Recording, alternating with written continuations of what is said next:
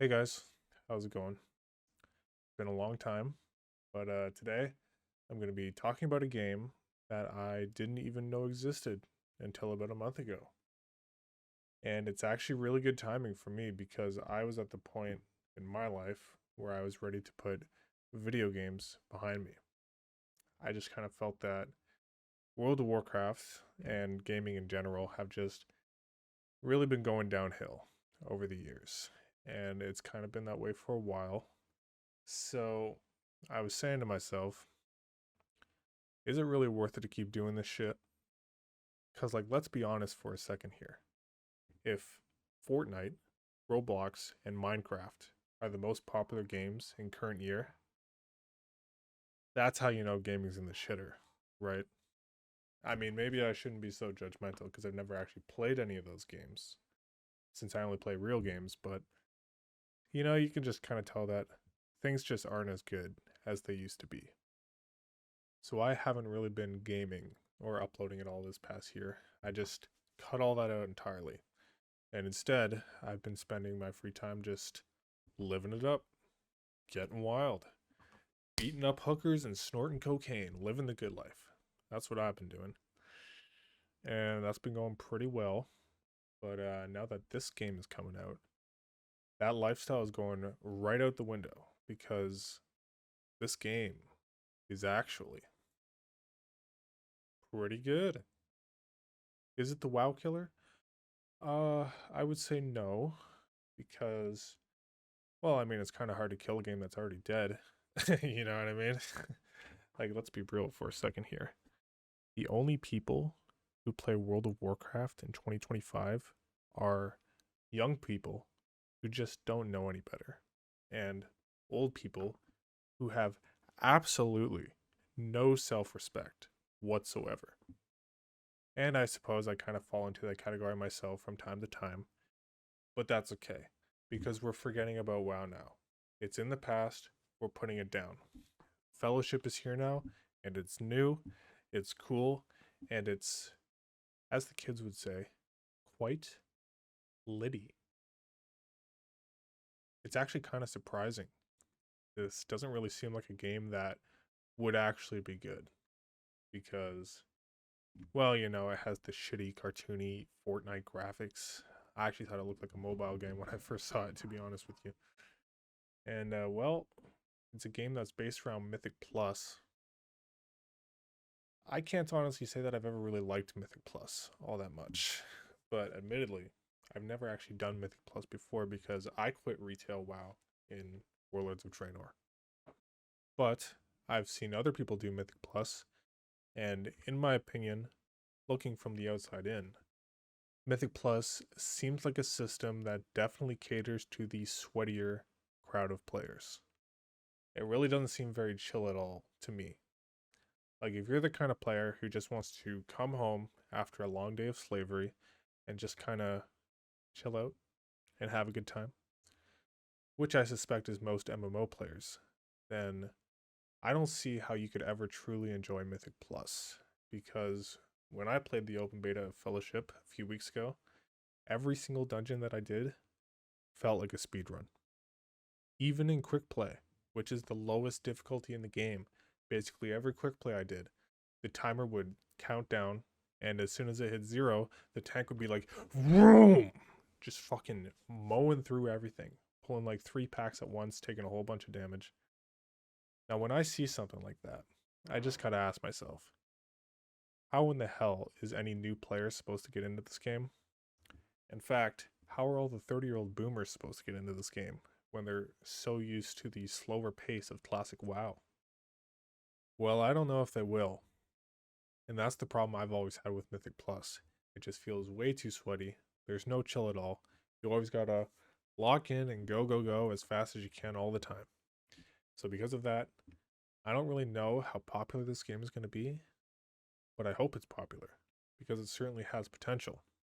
And I feel like since the game is entirely based around Mythic Plus, surely the developers can come up with a way to make it good, since that's literally the only thing they have to focus on. It's not like WoW, where the developers will make changes to one part of the game, and then they have to make sure that change doesn't affect the other 10 parts of the game in a negative way. This game won't have that problem. So hopefully they can make it good, and maybe they'll even find a way to make Mythic Plus appeal to a broader audience. We will just have to see. But overall, I'd say this game is already pretty fun. The gameplay is good, the healers are fun, the movement is nice and smooth, the UI is good, the systems are good. Not the queuing system though. The queuing system is trash, but hopefully they'll fix that. And they said they're going to add raids at some point, which may or may not be fun. I don't know. I'm just hoping raiding won't be a raid cooldown fiesta like it is in retail WoW, because that would make me want to kill myself. Also, they probably need to slow down the pace of the game for raids, or else healing is going to be really cancer, because the health bars are already zipping up and down like crazy, even with just one healer. So I can't even imagine what it would be like in a raid. Now I'm going to say something that is really controversial, so don't hate me. But in my opinion, if they want raiding in this game to be better than retail WoW, I think they're going to have to make the content easier than WoW. I really don't think they should be making raid content that is as hard as Mythic raiding, because hardly anybody in the world wants to be wiping hundreds of times on raid bosses. And I could make an entire video on this topic, but long story short, I think there should only be 2 raid difficulties, normal and heroic, and ideally heroic mode should be around kata or mop difficulty, and no harder than that, because I have always been of the belief that MMOs should cater to the vast majority of players, and the vast majority of players that raid are casual and semi-hardcore raiders, so those are the people that I think should be catered to. I do think that players on the extreme ends of the spectrum, so the hardcore players and the super casual players, I do think that those players should be able to enjoy the game to an extent, but the game shouldn't be absolutely miserable for them. But I don't think that the game should specifically cater to those players. And the way I see it, Mythic raiding caters directly to hardcore players, and LFR caters directly to super casual players. And by existing, these systems just make the game worse for the vast majority. So in my mind, these systems should not exist, or at least they should be heavily limited in some way. But that's just my opinion. Anyways, let's talk about healing now.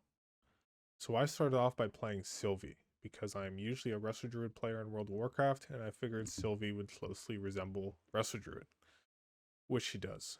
She's basically a Resto Druid, Resto Shaman hybrid, which is pretty cool. And if I were to describe the gameplay, I would say that it's pretty similar to retail WoW, but quite a bit better. So the healers in this game, they have a decent amount of cooldowns. The gameplay is fast-paced, meaning that the health bars spike up and down really fast, which is not good for the game, but you get used to it. Mana is pretty abundant, similar to retail WoW. There isn't a whole lot of actual mana management in this game like there would be in classic WoW. And the modifiers in this game aren't too bad. Your healing spells all heal for a lot. It's not like retail where you have to juice up your healing spells with modifiers to make them actually do something. And thank God for that, because that is retarded. And lastly, healers are forced to do damage a lot in this game, which is also similar to most, if not all, retail WoW expansions over the past 10 years, as far as I know. And speaking of healers doing damage, this is the part of the video where I spend the next 5 minutes going on an emotionally charged rant, because I have very strong opinions about this topic, and I hate the way that people discuss it online. So prepare yourself. Healers doing damage. So, whenever you see people talk about this topic on forums or in YouTube videos or in the YouTube comment section, you basically always see the same talking points. You'll have people in one camp who believe that healers should just heal and not have to do damage. And then you'll have people in the other camp who believe that healers should do damage when there's nothing to heal. That's the majority of what you see. Now, there is a third and significantly smaller camp of people who believe that all healers should just do damage all the time, and your spells should heal by doing damage. I'm just going to put this out there. In my opinion, The world would be a much better place if every single person who thinks that was shipped off to a concentration camp so that they can think long and hard about how retarded their opinions are. So I'm just going to ignore those people and focus on these two talking points here. Now, I am of the belief that both of these systems are perfectly fine. If healers don't have to do damage at all, or they only have to do damage when there's nothing to heal, then I'm completely okay with that. The problem is, healer damage is not actually designed in either of these ways in Fellowship, nor has it ever really been designed that way in retail WoW throughout the past 10 years. And this is why I get annoyed when people talk about this online. People will try to convince you that healers have just always done damage when there's nothing to heal, going all the way back to vanilla WoW, and that anybody who complains about having to do damage as a healer in modern WoW should just shut up and get good, because that's how it's always been. Except the problem with saying something like that is you're missing one very important detail.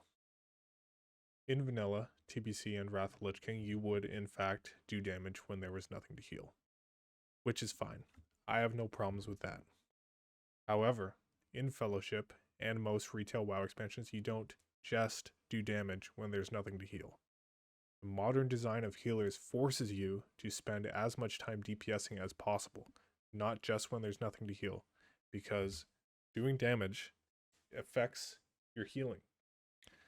That is a very crucial detail. The way that you maximize your healing is literally by DPSing as much as possible.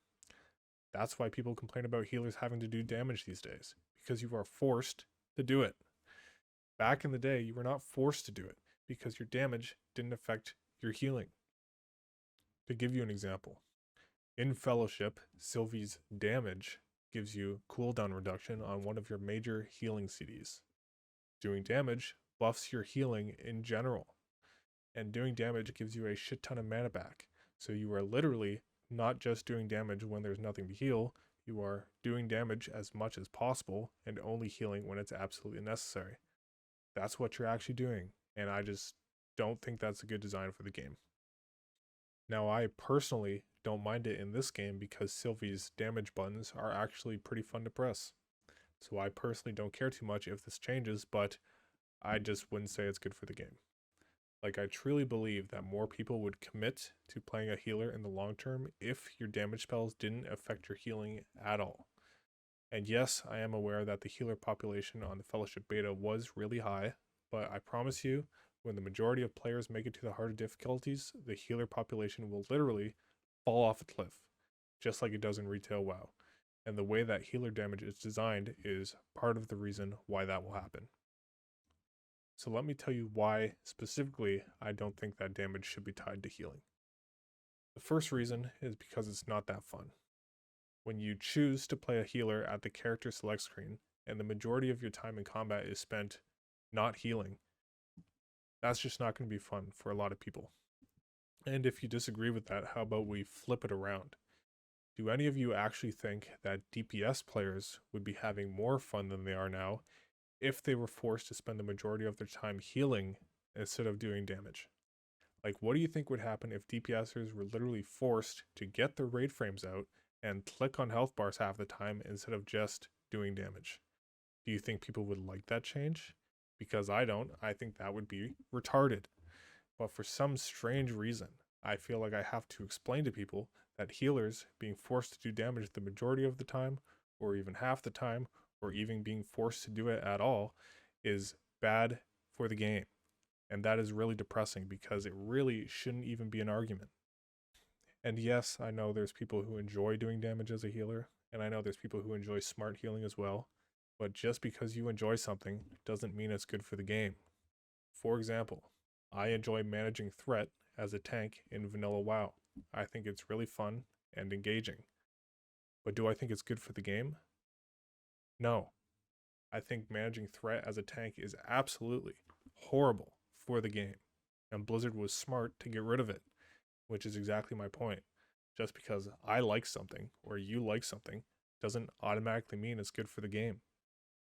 Now, another reason why your damage shouldn't be tied to healing is that it makes healing even more stressful than it already is. And let me tell you something.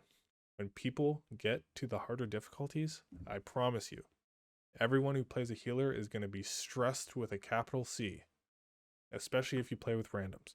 Because in Mythic Plus, when the difficulty ramps up, healers are the ones who feel that difficulty increase the most. And on top of that, the health bars spiking up and down really fast makes the game even more stressful than it otherwise would be if the game was slower paced, like in Cataclysm, for example. So adding an extra layer of stress on top of the other 2 layers of stress that already exist is just a bad idea. If all you really had to do as a healer was focus on healing, and you actually only did damage when there was nothing to heal, then healing wouldn't be nearly as stressful.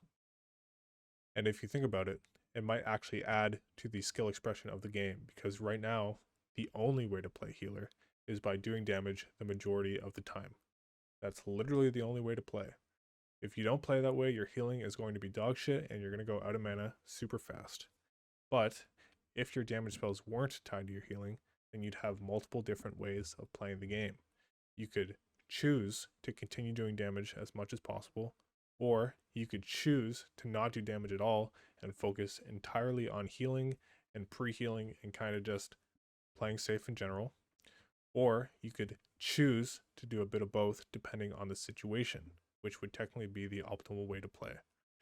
So essentially what I'm saying is, by making damage spells not affect your healing, they would actually be increasing decision making, increasing the skill expression of healers, and at the same time reducing how stressful healing is for the majority of players. That was the rant. I hope you enjoyed it. Now I'm going to talk about how to actually play the healers in Fellowship, and I'm mainly going to talk about Sylvie because I played her the most. I only got Vigor to item level 80 before the beta was shut down, so I'm only going to talk about him a little bit. Also, I apologize for the background footage. I'm really overgeared in the footage that you're watching because I was queuing at a lower difficulty so that I could test out a build. Unfortunately, I came up with the idea to make this video on the day that they closed down the testing, so this is the only footage that I've got. So, for the majority of the time that I played the beta, I was actually playing Sylvie incorrectly. The mistake that I made was I was trying to play to Sylvie's strengths, which is what I'm used to from Classic WoW, since that's how you play healers in Classic WoW raids. However, in dungeons, you should not be trying to play to your class's strengths. What you should be trying to do is you need to set up your character so that your healing profile matches the incoming damage profile of the dungeons. So what do I mean by that? Well, Sylvie's greatest strength as a healer is her consistent AoE healing.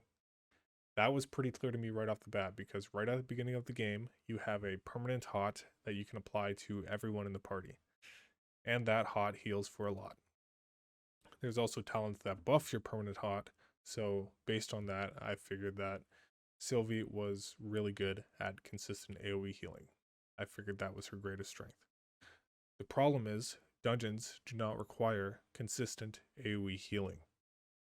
What dungeons do require is a lot of single target healing, aka spot healing, because the tank is constantly taking damage and the DPSers will kind of randomly get blasted for more than half their health from time to time.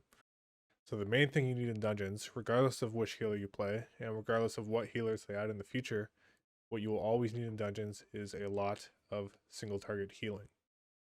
Now the second thing you need is a way to deal with burst AoE damage, because from time to time, the entire party is going to take a large amount of damage very quickly.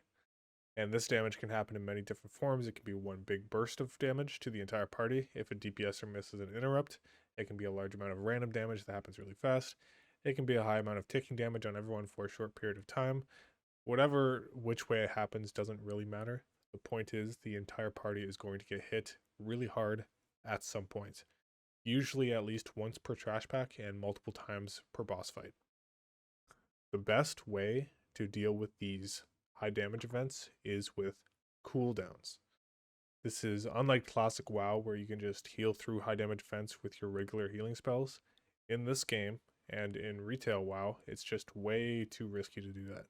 So instead, when a high damage event happens, we use cooldowns to heal through it.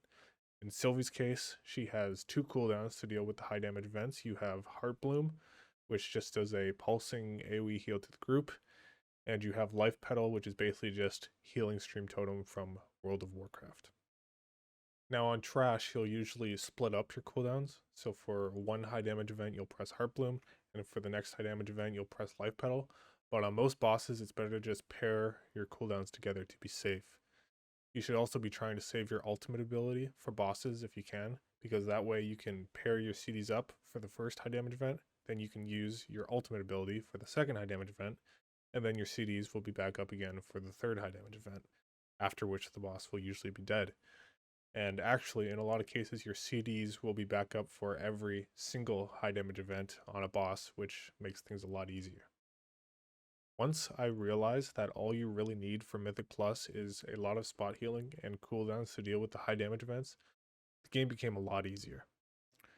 So let's take a look at some of Sylvie's spot healing abilities. You have Restore Life, which is your filler spot heal, and that has a 2-second activation time. You have Bloom Shrooms, which is a talent that I took for more mana efficient spot healing. And lastly, I have this emergency spot heal here, which is actually a weapon ability. In this game, you get a choice between 3 weapons, and each weapon comes with a different spell. So I chose the spot healing weapon. The reason I chose it is because this spell is really good for emergencies.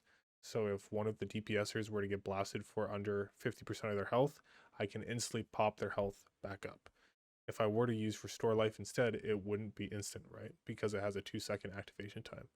So the way I do it is I'll use Restore Life for all the non-emergency spot healing, and then I'll use the weapon effect for the emergency spot healing. The Bloom Shrooms talent I mainly use on the tank and the melee DPS so that I don't have to spend mana on Restore Life, because if you're spamming Restore Life all the time, you're going to go out of mana pretty quickly. Now I'll show you the talents, and let me start off by saying that these are the best talent trees that I've ever seen in any MMO that I've ever played. They've got that nice, clean, classic WoW look to them, while also having loads of customization built in. So in my opinion, these talent trees are basically perfect. So what you're going to want to do with your talents is you just need to make sure that you have all your bases covered. So again, you need lots of spot healing and cooldowns that are strong enough to deal with the burst damage, which means all you have to do is look for talents that improve your character in those areas. This is the build that I went with. To start off, you've got 2 talents that buff your spot healing. Then you've got 2 talents here that buff your mana regen, which is important because spot healing is expensive. These 2 talents improve the healing that you do during your cooldowns, and they also improve your mana situation. Then lastly, this talent here buffs all the healing you do in general. Now, if I were to predict what the build would look like when I have all the points available to me, I would probably take these 2 talents to increase the healing of my cooldowns even further, and then I'd get rid of this one because it would no longer be necessary or impactful at that point. But alternatively, you could spec into a bunch of talents to make yourself tankier so that you're not getting hit really hard in high keys. Up to you. Anyways, let me show you how this all plays out so you can see exactly what this is going to look like. I'm going to show you one pull where I didn't play very well and let somebody die, and then I'll show you another pull where I didn't let anybody die but still didn't play very well because I'm old and washed. So here we go. So here's the tank. He's just going to run around and pull a whole bunch of shit. This is a pug tank, by the way, so be prepared to have pug tanks just pull like 20 million different things and expect you to be able to heal through it. So here we go, the melee DPS is getting wrecked, so I pop my Bloom and Shrooms on him. And here's where I make my first mistake. I press my first major healing CD. I waste it completely, there's no damage happening. That's going to fuck me later on, so watch what happens. Tank's taking no damage right at the start because they usually pop their cooldowns right away. So I'm just kind of doing damage and spot healing, like I said before, just waiting for something bad to happen. And here I see something bad's happening, so I pop my second cooldown. It's right here, Life Petal. I pop that, then I go back to doing damage while the Life Petal heals through everything. But the problem is now I'm fucked because I have no cooldowns left and a whole bunch of damage is still happening. So I have to heal through it raw. I'm churning through a whole bunch of mana, but I'm doing my best. I should move my blue butterfly to me. But anyways, the mage dies. So that's your first lesson. Don't waste your cooldowns, or that's what's going to happen, and you're going to have a bad time. Okay, here's the second pull, and I play a little bit better this time, but I'm still extremely old and washed at the end of the day, so keep that in mind. Anyways, the tank runs in, I spot heal him a little bit. Just spot healing and doing damage just like before. Just waiting for something bad to happen. Surely something bad is going to happen soon. I can feel it in my bones. When's it going to happen? Something bad happened now. Come on. Alright, there it is. What do? I press Heartbloom. Okay. Just heal through all that. Heartbloom's kind of cranking right now, healing through all this damage. I'm just waiting for something else bad to happen so I can pop my second cooldown. I use Iron Bark on the tank there because I'm scared. I see the pink rune. Do you see that? I can barely see it because the DPS interrupted it so fast. Let me rewind here. Watch. Pink rune. Where is it? It's here somewhere. There it is. Pink rune. Usually when I see that, I immediately pop a cooldown because I get scared, but the DPS interrupted it, so I was like, okay, fuck it, I'll just run into this orb that's been following me so that my life petal has something to heal through, which is just fine. And then I go back to spot healing and doing damage. The mage is getting his ass eaten. I should have used my emergency heal on him first, but I used Restore Life instead because I panicked. Oh, God, I'm old. And then I go back to spot healing and doing damage. Easy. See? Easy. Almost as easy as retail WoW. Heh heh heh. Nah, I'm just kidding. Retail WoW's harder. Not by much, though. Okay, don't let retail WoW players convince you that they just see the game so differently. That they're just so good at the game. Because they're not. Just don't listen to them. Especially that Liquid Max guy. Fuck him. Alright, let's talk about Vigor for a little bit. The Holy Pally Disc Priest Hybrid Healer. So the interesting thing about Vigor is that he's actually really difficult to figure out how to play right off the bat. Literally the moment you log into Vigor for the first time at 0 item level, he's difficult. Not difficult to play, but difficult to figure out how to play. Sylvie is the opposite. Sylvie starts off easy and gets harder later on, but Vigor is actually really hard to figure out right off the rip. I have watched every single Vigor YouTube video and stream that there is, and I have not seen a single person play him correctly. Which technically doesn't really matter because the dungeons in the beginning are pretty easy unless the tank is pulling like 3 packs at once. So you don't actually have to play Vigor well at the beginning, but I feel like it's still something you should be aware of. Now I know what you're thinking. You're probably thinking that if I believe everyone is playing Vigor incorrectly, then I'm probably the one who's playing it wrong and everyone else is playing it right. I know that's what you're thinking, but it's not true. Because I was healing through these dungeons so easily. 2 trash packs, 3 packs, doesn't fucking matter, baby. I can heal through it all, no problem. Whereas everyone I watched was letting people die from time to time, and they were constantly resource starved. And there was a lot of panic. I could feel the panic within them when something bad would happen. And my experience just wasn't like that. So I think I'm onto something here. Now I suspect that Vigor does get easier later on because you unlock a really good AoE talent in the 5th row that probably changes your gameplay quite a bit. But I don't really know for sure because I was only able to unlock the first 3 talent rows, so just keep that in mind. Anyways, what I'm going to do is I'll give you a few tips on how to play Vigor at the very beginning, but I'm not going to tell you every single detail. I want to see if you guys can kind of figure out on your own what you need to do based on the information that I give you. And just so we're clear, if anything that I say in this video ends up being wrong, or if they change the way the classes work when the game comes out, make sure to come back to this video in a month to drop a dislike and tell me to go kill myself in the comments section.